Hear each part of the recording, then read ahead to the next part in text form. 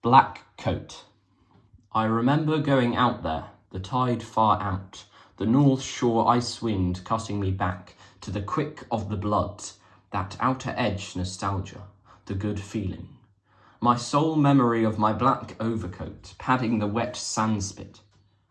I was staring at the sea, I suppose, trying to feel thoroughly alone. Simply myself with sharp edges, me and the sea, one big tabula rasa, as if my returning footprints out of that scrim of gleam, that horizon-wide wipe, might be a whole new start. My shoe sole shapes, my only sign, my minimal but satisfying discussion with the sea, putting my remarks down for the thin tongue of the sea to interpret, inaudibly, a therapy. Instructions too complicated for me at the moment, but stowed in my black box for later. Like feeding a wild deer with potato crisps, as you do in that snapshot where you exclaim back towards me and my camera. So I had no idea I had stepped into the telescopic sights of the paparazzo sniper, nested in your brown iris. Perhaps you had no idea either. So far off, half a mile maybe, looking towards me, watching me pin the sea's edge down. No idea. How that double image, your eyes' inbuilt double exposure, which was the projection of your two-way heart's diplopic error, the body of the ghost and me, the blurred see-through, came into single focus, sharp-edged, stark as a target, set up like a decoy against that freezing sea, from which your dead father had just crawled. I did not feel how, as your lens tightened, he slid into me. So when dealing with this poem, I thought it'd be best to divide it into a context section, which I will cover now, and then do that further line-by-line analysis into two sections of the poem. So there will be no concluding key ideas section at the end, but instead I'll try and cover the main themes of this poem in this section. So the context of Black Coat, well, as with all the other poems in this series, it belongs in Hughes's Birthday Letters anthology, which was written after Plath's death, and that is a crucial theme in this poem. It's a crucial idea and a crucial thing to remember, that Plath wasn't alive when Hughes had written this and when this was published. She did, of course, kill herself as well. Now, Plath had written quite a similar poem, in fact, the poem which this was based off, called Man in Black. Now, Hughes rewrites himself in this poem as author, not audience, writing a poem in which he watches Plath watching him. Now, this won't make much sense yet, but the key idea is that Hughes is rewriting himself as author in this poem, whereas in Man in Black, he is purely an audience member, someone who Plath watches on. In Man in Black, he is referred to as Black Coat, which is where this key titular phrase comes from, but also black shoes, black hair. And actually, in Plath's very famous poem, Daddy, he is referred to as Man in Black. So clearly Hughes's identity is being blurred into this black see-through, as he mentions in this poem, blob. But actually, Hughes, by recasting himself as this Man in Black, suggests that he is providing the inspiration for the poem, which isn't an atypical idea of Hughes. Tends to claim quite a lot of credit for the work of Plath. Now, Hughes also, there is a link between with the first poem that I analysed and this one, in its constant reference to the idea of vision and the idea of a camera, a sniper. There are all sorts of ideas, telescopic, lots of different ideas relating to the camera. And in my very first poem I analysed in this series, The Owl, Plath is described as a camera recording, reflections you could not fathom. So there's quite a nice link there of a very early poem in Hughes's anthology to a much later one, which is Black Coat. So that was the contextual backing to this poem. This poem as you will notice as I analyse it, is full of references. And I will make an enormous amount of references because whilst there's lots of rich textual stuff as well, there's a lot of metatextual and intertextual references in the poem. But at its most basic, this is a poem in which Hughes recalls a late walk alone on a beach, not aware that Plath is observing him. So that is what the poem is about. Now I will start my deeper analysis. Section 1 will cover from the start until this change in the poem, and section 2 will deal with the rest of the poem. So, I remember going out there. Immediate reference to Hughes. He established himself as the subject of this poem. Again, the idea of being the narrator, the author, not the audience. I remember going out there. Now, there is a familial term. It sort of assumes a familiarity on the part of the reader, as if we know where out there is. But this is a reference, actually, very specifically to Winthrop, Massachusetts, where Plath lived as a child, where Hughes is making this beach walk. And crucially, this day that the poem is set in is the same day when Plath first visited her father's grave. Now, her father, you'll notice, Otto Plath, will come up a lot in this poem. So, as well as this being the day of going on a beach walk, it's also the day where Plath visits Otto's grave in the same place. So, I remember going out there, the tide far out. That repetition there. Compounding the distance. The north shore ice wind cutting me back. You'll notice there's an enormous amount of enjambment here across those two lines. The enjambment suggests a fluidity of the breeze, the wind, the tide, really just the natural elements. Hughes is at one with the natural elements, a key theme across all of his poetry. To the quick of the blood. And then a nice little medial caesura here. What is the function of this? It highlights perhaps the burden of this memory on Hughes. To the quick of the blood. He's thinking, he's hesitating, he's pausing, crucially. That outer edge nostalgia. Now, something that stuck out for me was this contrast of these two nouns. This idea of blood and nostalgia. It makes this seem tangible. This nostalgia, which is quite an abstract concept, looking back on the past in a positive way, is compounded with the tangibility of blood, and that sort of sinister metaphor as well. The good feeling, my sole memory, my only memory of my black overcoat, there's the title.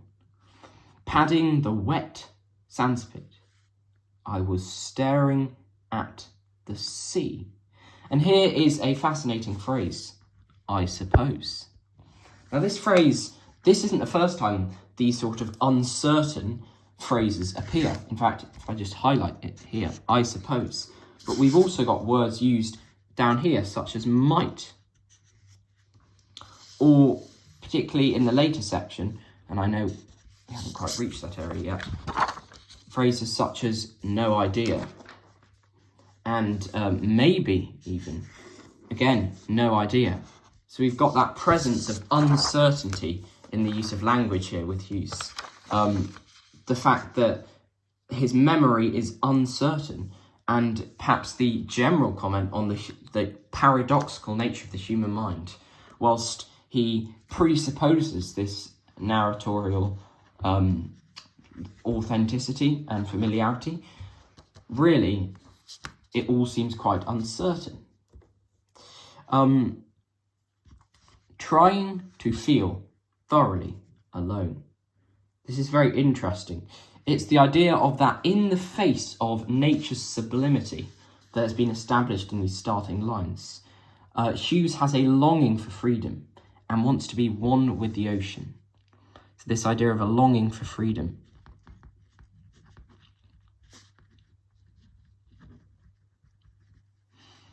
and simply myself with sharp edges. Hughes is strong, Hughes is unforgiving. This word or phrase comes up later with sharp-edged as well, which is interesting in the second section of the poem. Now, it's interesting to note that Hughes is not threatened by the forces of nature, but actually he is rather imprisoned by the forces of nature, with sharp-edged really sticking out at this idea, and feeling alone, that idea of sort of self-imprisonment as well.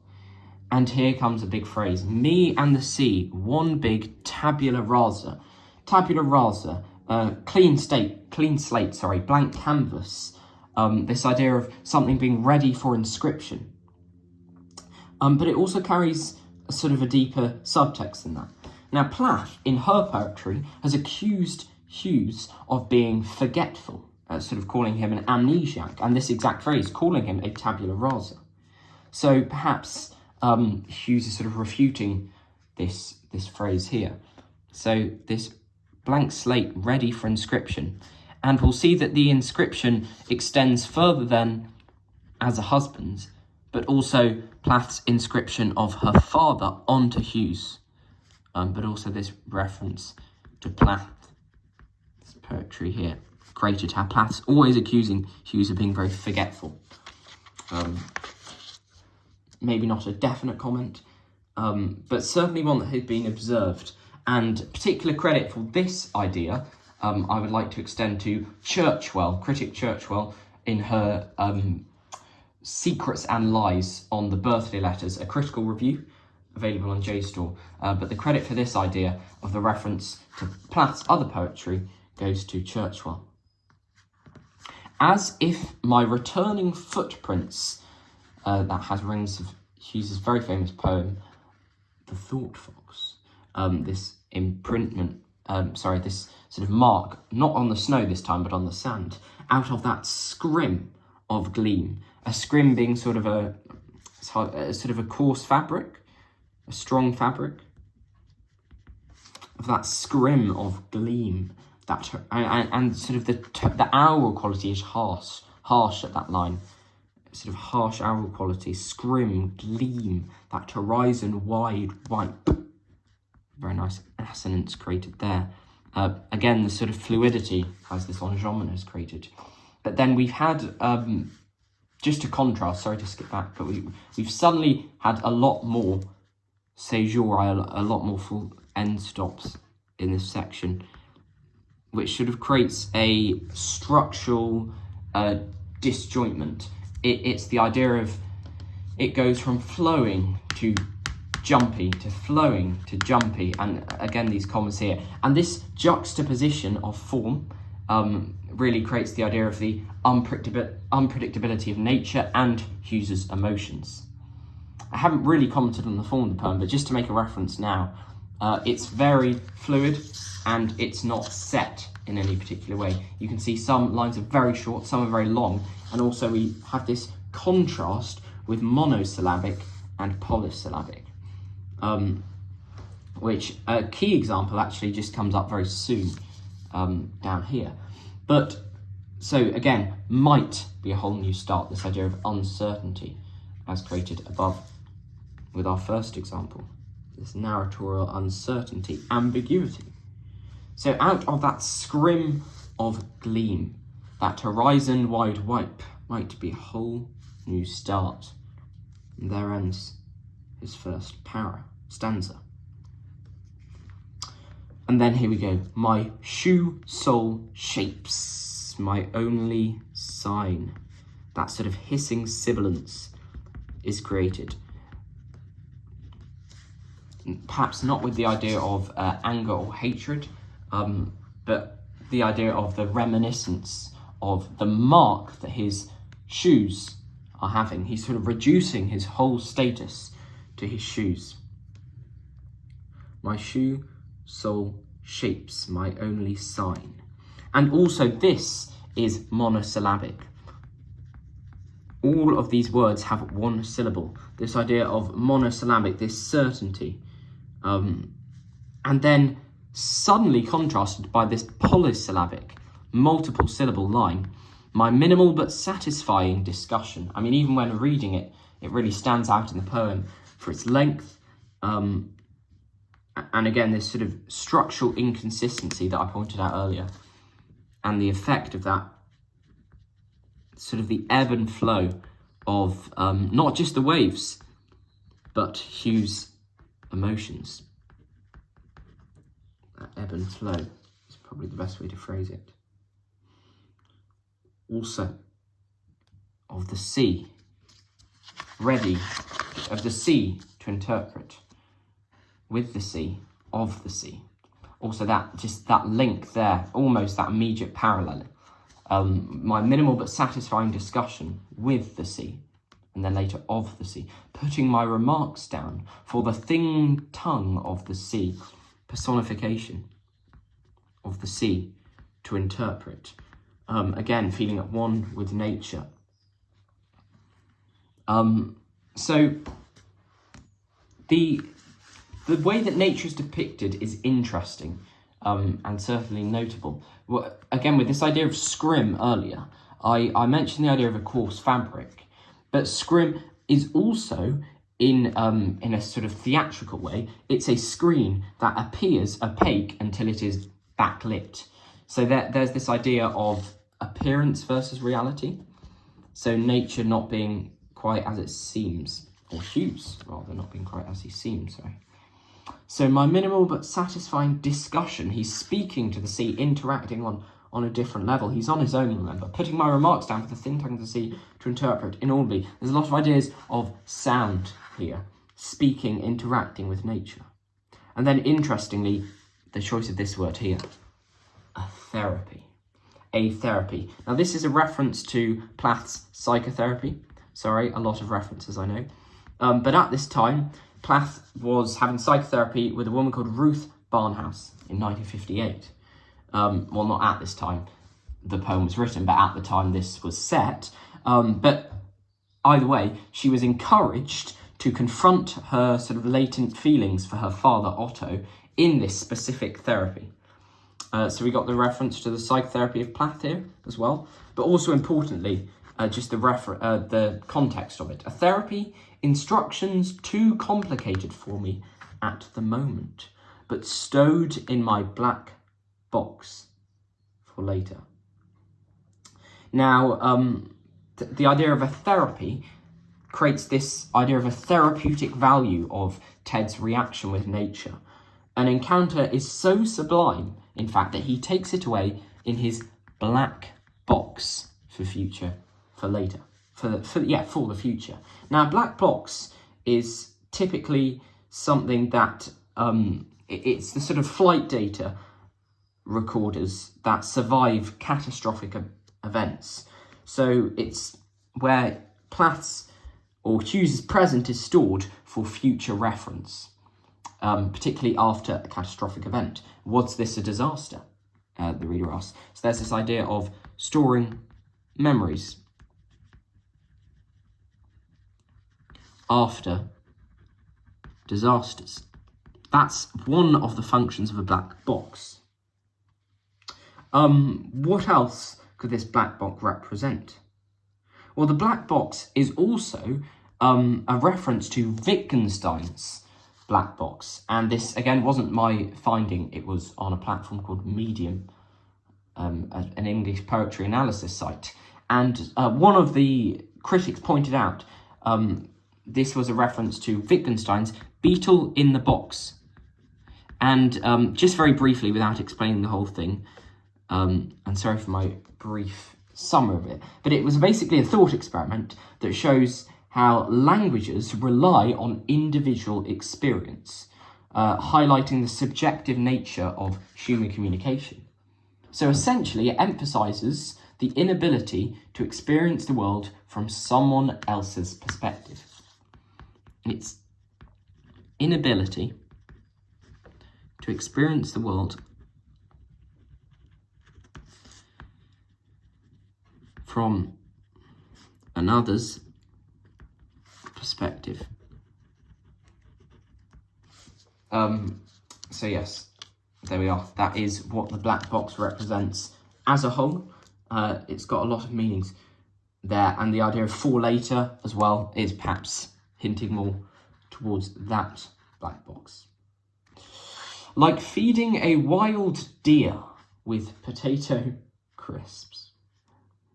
This is a striking image. This is a sort of contrast created, an artificial encounter. Artificial, industrial meets wild. And this is Plath, as this U reveals. It's Plath who's having this counter, which he just skips to, almost like a sudden memory, which it is. He skips to this. He goes from himself to Plath.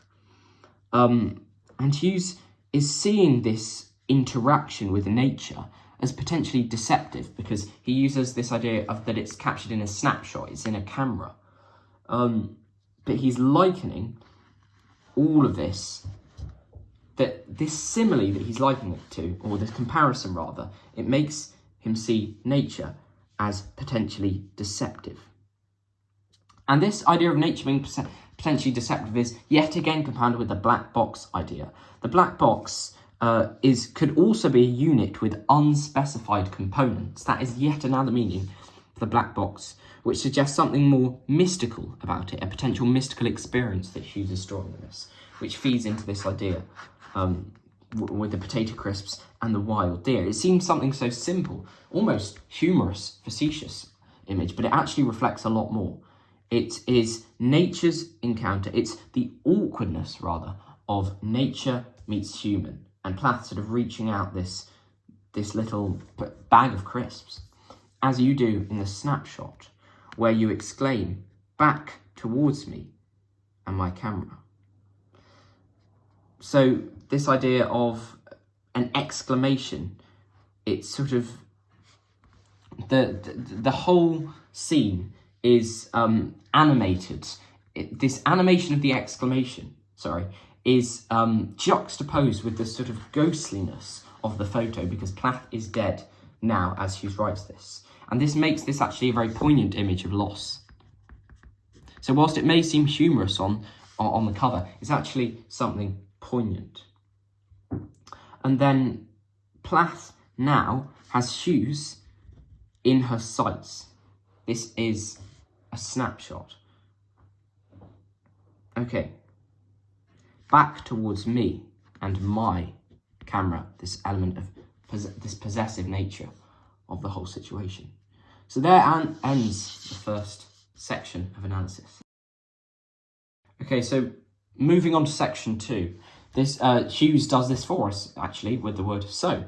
So, I had no idea, highlighted in yellow again, because Hughes is sort of insisting that he is bewildered by this situation in which he and Plath find themselves. And this idea of no idea will be repeated a lot, so watch out for it. I'd stepped into the telescopic, which suggests sort of from a long distance, because Plath isn't near him, she's observing him from a long distance, sights, of the paparazzo, sniper.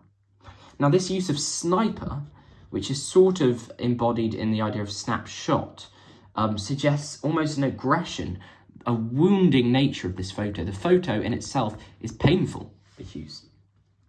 And then, interestingly, the paparazzo. Now this could be interpreted in two ways. This paparazzo suggests that almost Hughes is the prey for Plath's gaze, but also for the hordes of Plath's fans who sort of sensationalise, demonise almost Hughes and his life with Plath, condemning him to death. So Hughes is saying, oh wait, they're confusing me with someone that I'm not, just like Plath is doing here.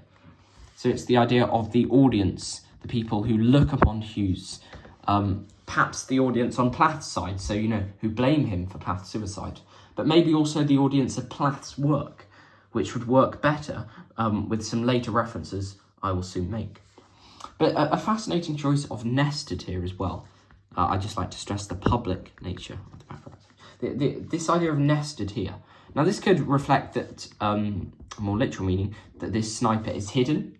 It's out of sight in Plath's eyes, in your brown iris. But also, it could suggest that something is yet to be hatched, or rather born. after her death that the paparazzo will come. It will only be after her death that they will truly be able to appreciate her work, or that she'll get the public attention. So, just turning over leaf into this final few stanzas. Perhaps you had no idea either. That's this idea of her death. It's poignant in a way, that the effect that is created by the time the paparazzi sniper has sprung into action, Plath isn't there to see it. She is dead. And that would be compounded by this use of so far off as well. This reference to her death and her inability to see this as a result. Literally, it means half a mile, this so far off idea. But the fact that it is isolated, it's sandwiched between these two caesura, is it could perhaps be figuratively far off from any reality. Plath is outside the picture that she constructs, as it were. And again, maybe this uncertainty is really picked up here with these three phrases. Looking towards me, watching me. Looking, the introduction of a present participle, creates a vividness, now a sense that perhaps he feels he is being followed at this point. He can tell, in fact, we know he's being followed, because watching me. Now, Hughes can't actually see Plath, but he sort of metaphorically sees the effect of Plath's gaze on him. Watching me, pin the sea's edge down, powerful verb there, no idea. How that double image. Now, Hughes, this double image is Hughes as Otto and Otto as Hughes. Otto being Plath's dad, remember. Plath implies that Hughes is a scapegoat for unresolved feelings towards Otto. And credit there goes to critic Kilfoyle with her very comprehensive annotations of a large number of Hughes's birthday letter poems submitted for her thesis. So that again, that's critic Kilfoyle, who acclaims that this is a scapegoat for unresolved feelings towards Otto. Hughes is in this poem. Plath's fears of abandonment, which stem from the sudden death of Otto, are now transferred to Hughes in this double image.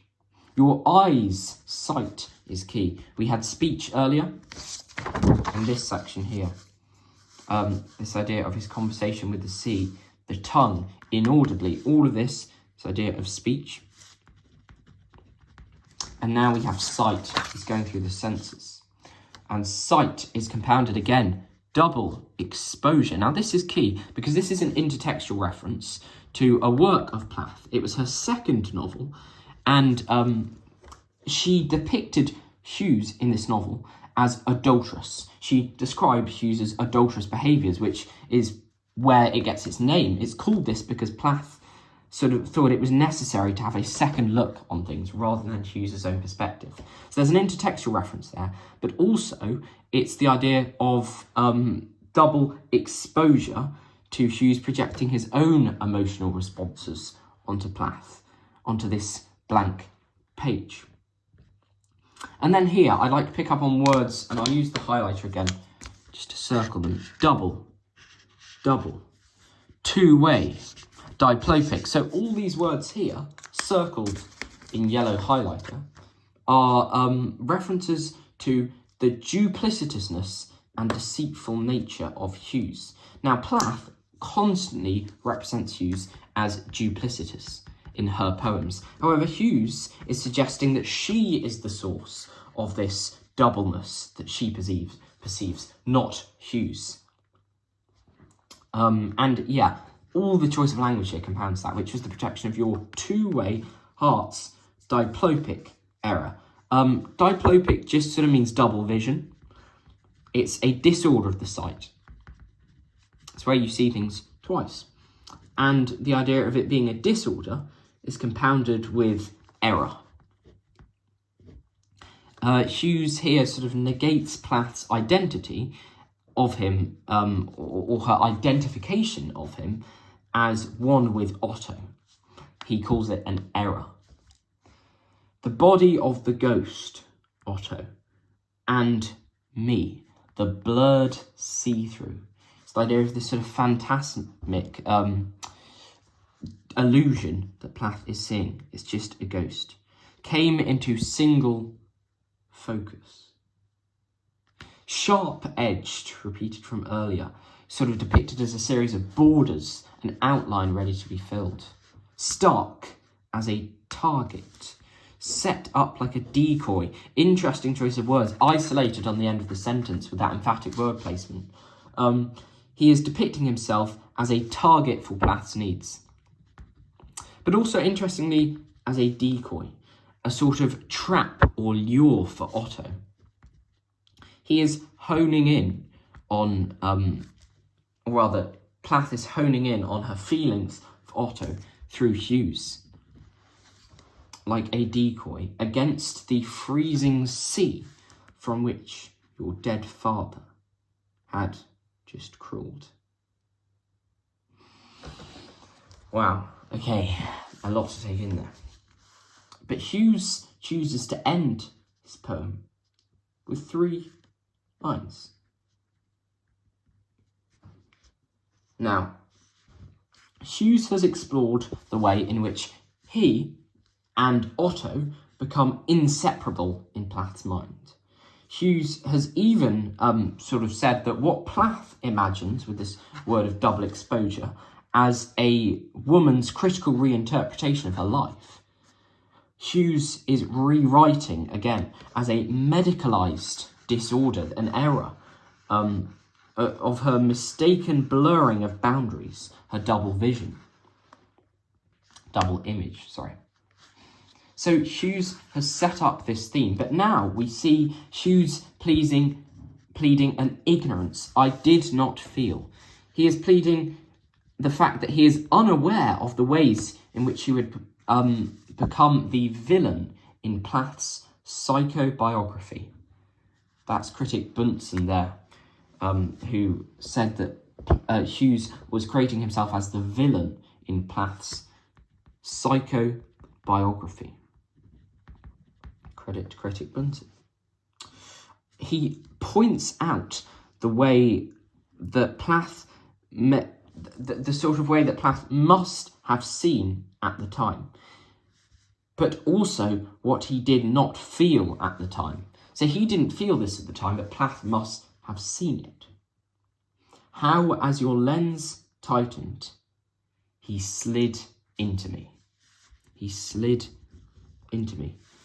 This doesn't make much sense without knowing that when Plath visited Otto's grave on this same day, she had a vision of him sort of rising from the sea and sliding into Hughes. A very weird, this is a reference to a vision that Plath had. So Plath is trying to get Otto back, but this is causing her own demise, her own suicide, and eventually the end of her marriage with Hughes. And this dark, blunt, sort of trope of language used throughout the whole poem, in fact, is actually multifaceted. This idea of living versus dead, the ghost and all of this.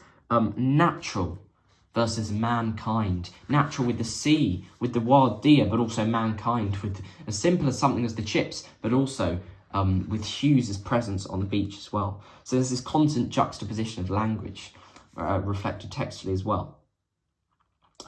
So that is Hughes' poem, Black Coat. It is enormously packed with references that compound the poem's significance and that can be seen within the choice of language and in the text.